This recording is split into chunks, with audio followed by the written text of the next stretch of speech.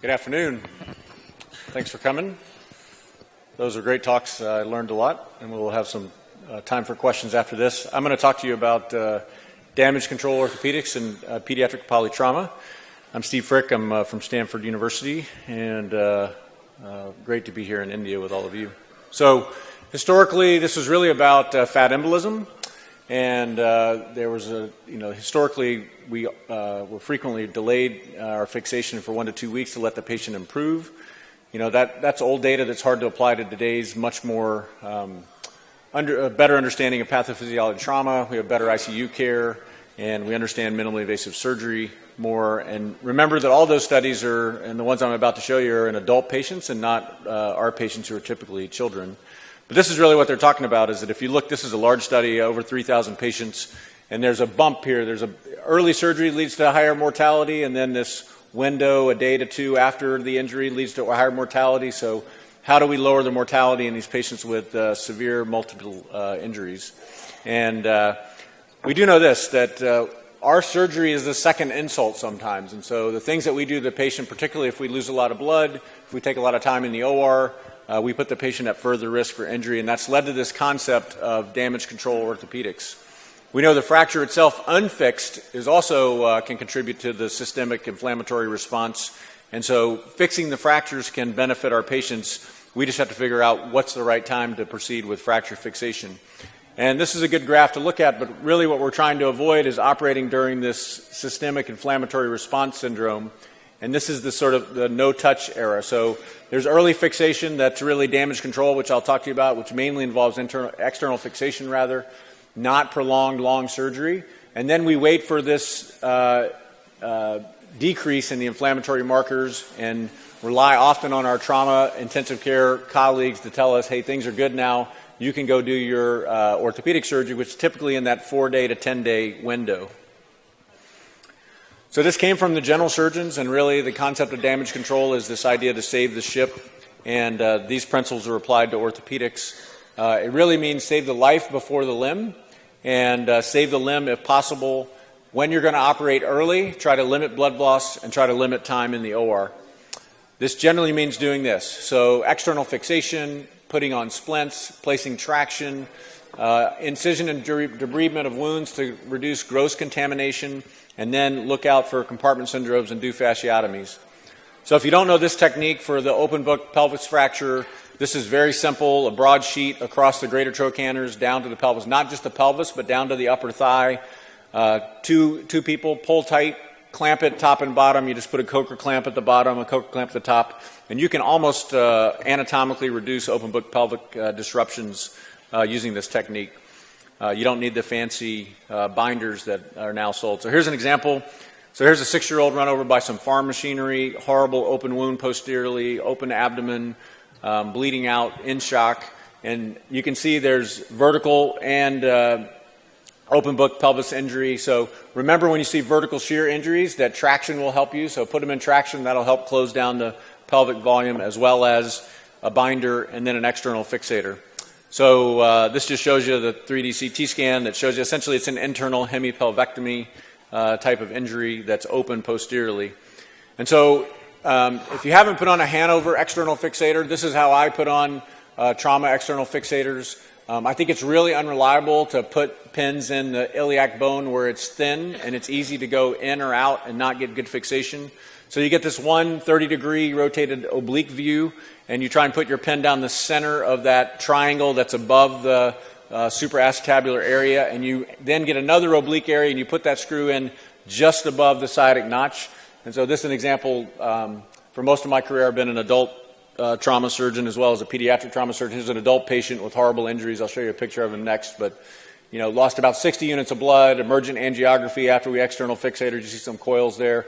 But these pins go just above the acetabulum, back along just above the greater sciatic notch. It's the strongest pin you can put in to reduce an open book pelvis injury. It's actually really simple to put in, and I think much safer and more effective than the typical iliac crest pins. So this is what it looks like in that patient, horrible open injuries, bilateral open subtrochanteric, early amputations. But this Hanover frame also allows access to the abdomen. You got a colostomy and diverting ureteral injuries. So here's that kid. We come back to the OR. We can take the X-fix off, turn them prone, fix them once we're in that stable window, 4 to 10 days after their initial injury, and they've been resuscitated.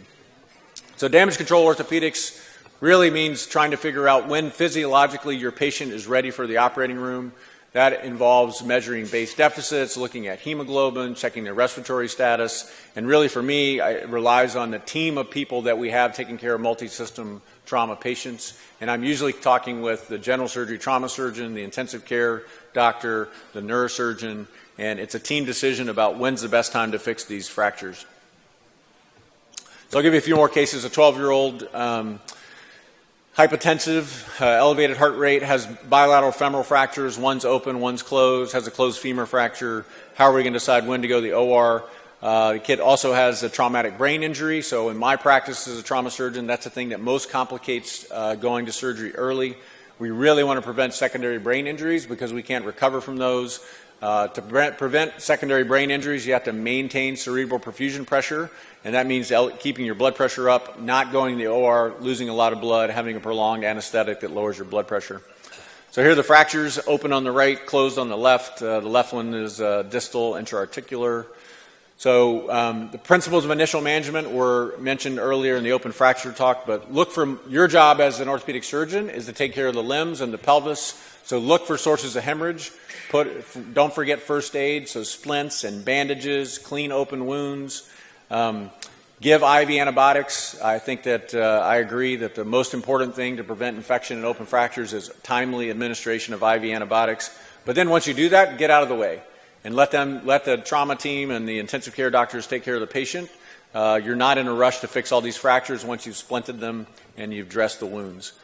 In our patient, we often do ultrasound exams of the abdomen. Those are positive. There's free fluid, which we think and know is going to be blood in the abdomen.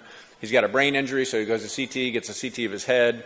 We have him in portable tractions, both of his femur fractures. We put a coaptation splint on his right arm. Don't forget first aid. He's got a dressing on his open wound. He's given antibiotics. His hemoglobin is 8.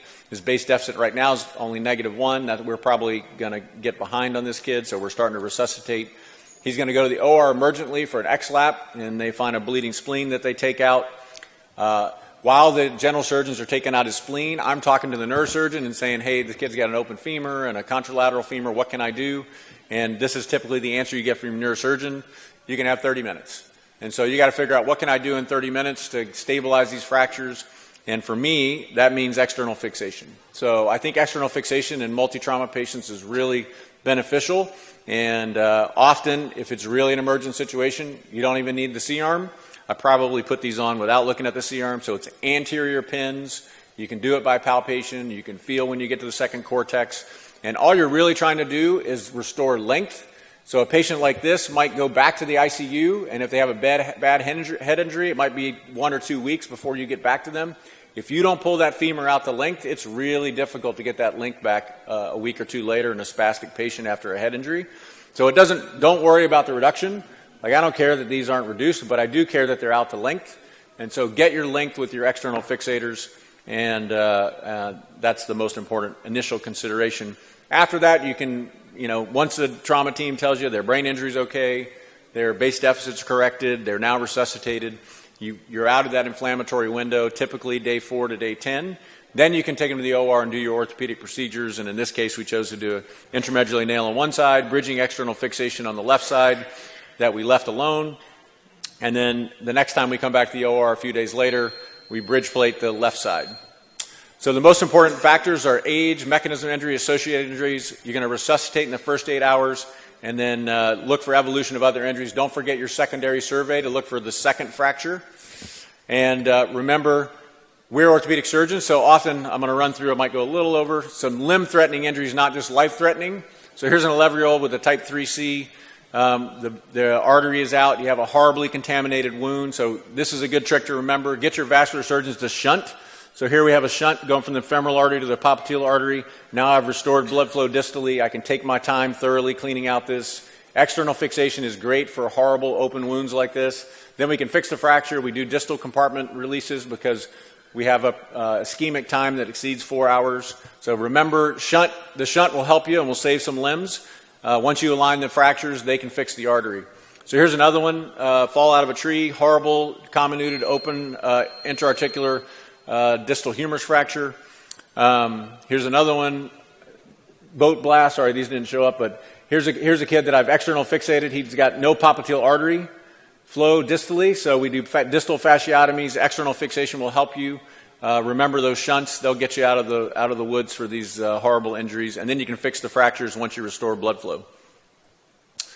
So remember that the double crush, so here's that patient that had a bad intra-articular distal radius. He also has a bad distal radius fracture in addition to his distal humerus fracture. So can't feel his hand. You know, you see him, he's in severe pain in the emergency department. This is a child with a compartment syndrome, needs to go to the OR right away. Make sure that your trauma surgeon colleagues and neurosurgeon know you're going to the OR, but external fixation will help you here too. You can do it in the upper extremity as well as the lower extremity, and pen the wrist. Do your fasciotomy. So here we're coming back later. We've done our fasciotomies and we're going to do skin grafting. We're going to fix the distal humerus fracture. Once we're out of that inflammatory window, hospital day number 4, because this is going to take a long time, 3 hours of surgery to put all these pieces back together. He also, secondary survey, has a displaced calcaneus fracture from falling out of the tree, so we're going to fix that later. And 2 days later, we'll skin graft his forearm and we'll fix his calcaneus. So last slide. Remember, life over limb. You're in charge of the limbs as the orthopedic surgeon, so don't miss limb-threatening injuries like vascular injuries or compartment syndrome.